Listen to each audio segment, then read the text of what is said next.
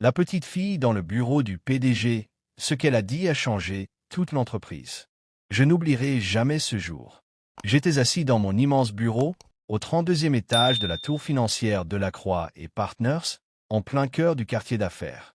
PDG depuis 12 ans, j'avais l'habitude de diriger avec fermeté, sans état d'âme.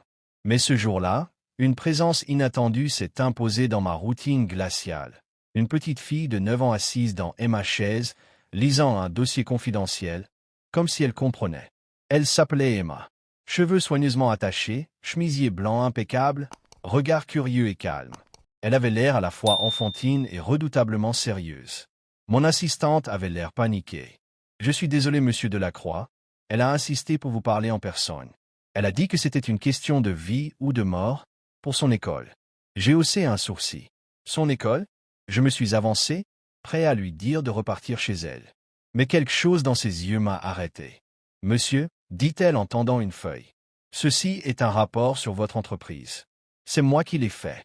Je pense que vous pouvez sauver bien plus de vies que vous ne le croyez, mais vous ne le voyez pas. » Je n'ai pas su quoi répondre.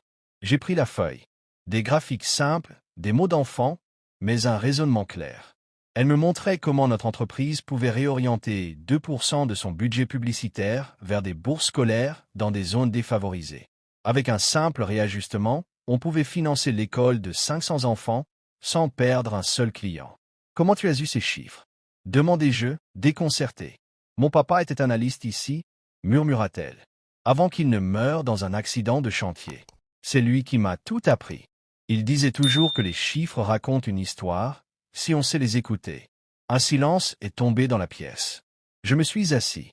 Pour la première fois depuis longtemps, j'ai senti quelque chose se fissurer en moi. « Et tu veux que je fasse quoi? » Exactement, que vous m'aidiez à sauver mon école. Elle va fermer dans 6 mois. Je veux que d'autres enfants comme moi aient une chance. Pas besoin de votre pitié. Juste un petit coup de pouce, intelligent. Elle me fixait, sérieuse. Pas une larme, pas une supplication. Juste une logique implacable et une innocence bouleversante. J'ai tourné la tête vers la vitre. La ville grouillait en bas. Les chiffres, les profits, les actionnaires. Depuis des années, je croyais que c'était ça, la vraie mission. Mais cette petite fille venait de me rappeler quelque chose d'essentiel. Je l'ai invitée à s'asseoir à côté de moi. Ensemble, on a travaillé. Pendant 3 heures. Elle posait des questions. Elle proposait des idées. Et moi, pour une fois, j'écoutais. À la fin, je lui ai promis. 3 semaines plus tard, notre entreprise lançait un programme pilote. Une chance pour demain, un fonds de dotation pour l'éducation. Les actionnaires n'étaient pas tous convaincus. Mais les résultats ont parlé d'eux-mêmes. L'image de la société s'est améliorée. Les partenariats ont explosé. Et surtout, plus de 1000 enfants ont été scolarisés dans la première année. Emma est revenue plusieurs fois. Elle ne voulait pas d'honneur, ni de médaille. Elle voulait juste apprendre. Chaque mercredi après-midi, elle s'asseyait dans mon bureau, avec un cahier, un crayon et des questions. Et moi j'ai compris que le leadership ne se mesure pas au nombre de zéros sur un compte en banque, mais au nombre de vies qu'on change. Aujourd'hui, Emma a 19 ans. Elle est en première année à Harvard, en économie sociale et développement durable. Et chaque fois que je repense à elle, je me dis, cette petite fille m'a appris ce que 20 années de business m'avaient fait oublier. Le pouvoir des chiffres n'est rien, sans le cœur pour les diriger. Après ce premier jour, Emma est revenue chaque semaine. Pas comme une enfant, pas comme une invitée, comme une collaboratrice invisible, une conscience que je ne pouvais plus ignorer. Le mercredi, dès 14 heures, elle était là, assise à la même place. Elle apportait parfois des idées, parfois juste sa présence. Et moi, le PDG si fier de ses stratégies, je me surprenais à lui demander « Tu en penses quoi, Emma ?» Et ses réponses, toujours frappantes, parfois naïves, souvent géniales. Elle ne parlait pas comme une enfant. Elle parlait comme quelqu'un qui voyait le monde sans filtre, sans cynisme, sans calcul. Un jour, je lui ai posé la question que je redoutais le plus. « Pourquoi fais-tu ça, Emma? Tu pourrais jouer, courir dehors, avoir une vie normale. » Elle m'a regardé calmement. « Parce que si je ne le fais pas, qui le fera? » Mon père disait toujours qu'il ne faut pas attendre d'être grand pour commencer à faire ce qui est juste. Je me suis levé. J'ai regardé les photos dans mon bureau, des trophées, des signatures de contrats, des réunions avec des ministres. Et soudain, j'ai eu honte. Quelques mois plus tard, On a organisé une conférence de presse. J'avais invité Emma à venir témoigner. Elle ne voulait pas au début. Trop timide. Trop intimidée. Mais je l'ai convaincue. Ce jour-là, vêtue d'un tailleur blanc trop grand pour elle, elle a pris la parole devant 200 journalistes. Elle a dit « Je ne suis pas une experte, mais je sais une chose, les entreprises ont plus de pouvoir que les gouvernements aujourd'hui. Si elles décident d'aider les enfants, le monde changera. Pas demain. Aujourd'hui. » Silence dans la salle. Certains ont pleuré. D'autres ont applaudi. Mais moi, j'ai compris que cette petite venait de déclencher quelque chose de bien plus grand que moi. Les mois ont passé. Le programme Une chance pour demain est devenu un modèle. D'autres entreprises ont suivi. Des écoles ont rouvert. Des professeurs ont été embauchés. Emma recevait des lettres d'enfants de tout le pays. Des enfants qu'elle n'avait jamais vus, mais qui lui disaient « Merci, Emma. Grâce à toi, je peux apprendre. » Elle les lisait à voix haute dans mon bureau. Et chaque fois, je sentais quelque chose fondre en moi. Moi, l'homme de chiffres. Moi, l'homme de béton. Je devenais humain. Un jour, un appel est arrivé. Emma a été nominée pour le prix des enfants leaders de l'UNESCO. Je me suis assis. Tu réalises, Emma, tu vas peut-être recevoir un prix mondial à 11 ans. Elle a souri. Je ne fais pas ça pour les prix. Je fais ça pour papa. Il me disait toujours, sois la lumière quand tout le monde baisse les yeux. Elle est montée sur scène. Petite, fragile, mais plus forte que tous les adultes présents. Elle a parlé. Simplement. Sincèrement. Et ce jour-là, elle est devenue un symbole. 10 ans plus tard, je suis à la retraite. Je vis près de la mer. Je repense souvent à ma carrière. Aux millions gagnés. Aux décisions prises. Mais la seule chose dont je suis vraiment fier, c'est d'avoir écouté une petite fille de 9 ans, ce matin-là, dans mon bureau. Emma, elle, est aujourd'hui présidente de la Fondation Éducation Internationale. Elle dirige des projets en Afrique, en Amérique latine, et même en France, dans les banlieues oubliées. Elle dit souvent, ce n'est pas parce qu'on est petit qu'on doit penser petit. Et moi, je dis à qui veut l'entendre. Il y a des enfants qui n'attendent pas qu'on leur tende la main. Ils tendent la leur. Et si on a le courage de la saisir, notre monde peut changer. Un matin, alors qu'elle avait 13 ans, Emma est arrivée plus tôt que d'habitude. Elle n'était pas seule.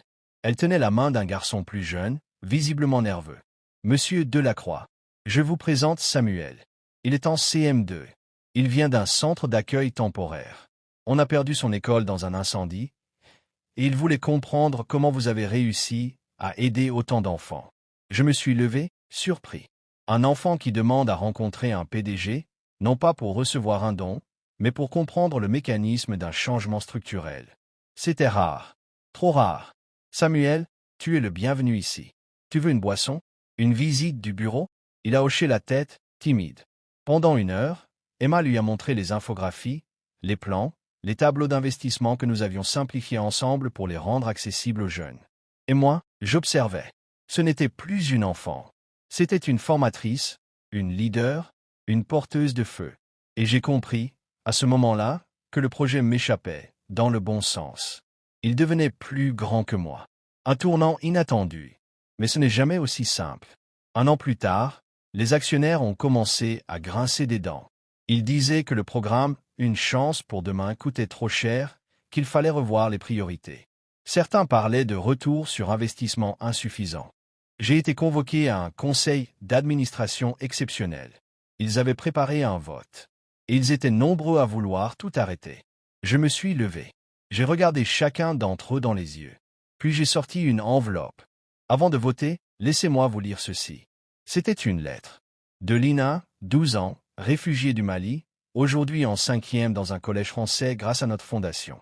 Merci pour le cartable, le livre de maths et le pull violet. Je vais à l'école tous les matins avec le sourire. Un jour, je serai médecin.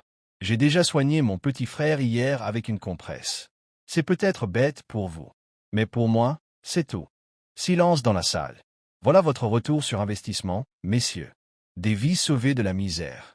Des enfants qui deviendront médecins, professeurs, architectes. Des ambassadeurs silencieux de notre marque. Et surtout, des êtres humains debout, grâce à nous. Le vote a été reporté, puis abandonné. Quand Emma a dit non, 1 an plus tard, une grande entreprise concurrente a proposé de racheter notre fondation. Un montant colossal. J'ai hésité. Les chiffres étaient tentants. On aurait pu faire encore plus. Mais Emma a dit non. Ce qu'on a construit, c'est fragile. C'est pur. Si vous le donnez à une multinationale sans âme, ce ne sera plus la même chose. Ce ne sera plus notre rêve. Elle avait raison. Je me suis battu. J'ai refusé l'offre. Et avec ce refus, j'ai gagné plus que de l'argent. J'ai gagné ma liberté morale. La dernière leçon d'Emma. Un jour, alors qu'elle avait 17 ans, elle est venue me voir avec une valise. Je pars. À Boston. J'ai été accepté dans un programme spécial. Il est temps que je m'éloigne un peu. Je dois apprendre autre chose. Grandir. Et revenir plus forte. J'étais partagé entre fierté et tristesse. Tu as changé ma vie, Emma. Elle a souri. Non, monsieur Delacroix. C'est vous qui avez choisi d'écouter. Moi, j'ai juste frappé à la porte. Et elle est partie. Aujourd'hui, Emma a 25 ans. Elle est l'une des figures montantes du leadership éducatif mondial. Elle conseille des gouvernements. Elle a lancé une start-up sociale qui connecte les jeunes leaders du monde entier. Mais elle revient toujours, chaque année, à la fondation. Elle entre dans mon ancien bureau, qui porte désormais son nom, Salle Emma Lambert, et elle parle avec les enfants. Elle leur dit, « Vous ne devez pas attendre que le monde vous donne la permission d'agir. Faites-le, même si vous êtes seul, même si vous êtes petit. La grandeur ne dépend pas de l'âge. Elle dépend du courage. Alors que je marche sur la plage, à la retraite, loin du tumulte, je repense à ce jour. Cette première rencontre. Cette petite fille et sa feuille de papier. Et je me demande, combien d'autres Emma passent chaque jour dans nos vies, sans qu'on les voie? Parfois, il suffit d'ouvrir une porte. Parfois, il suffit d'écouter un enfant. Et toute une entreprise, tout un système, tout un monde, peut basculer vers la lumière.